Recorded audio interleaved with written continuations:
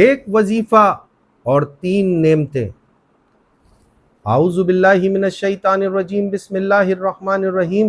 اگر آپ چاہتے ہیں کہ اللہ رب العزت کی نعمتوں کی بارش آپ کے اوپر برسے، اللہ اولاد سے نوازے، اللہ تعالیٰ آپ کو کامیابیاں عطا فرمائے، اللہ تعالیٰ آپ کے گھروں میں دولت کے انبار لگا دے، تو روزانہ عشاء کی نماز کے بعد ایک تسبیح درود ابراہیمی کی اور ایک تسبیح صرف ایک آیت کی، ربی انی فرد وانتا خیر الوارثین۔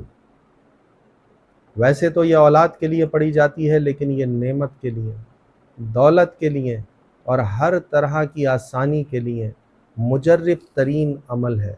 روزانہ عشاء کے بعد درود ابراہیمی کی ایک تسبیح اور اس کے بعد ایک تسبیح اس آیت کی، انشاءاللہ اللہ رب العزت ہر مقام پر آپ کے معاون و مددگار ہوں گے۔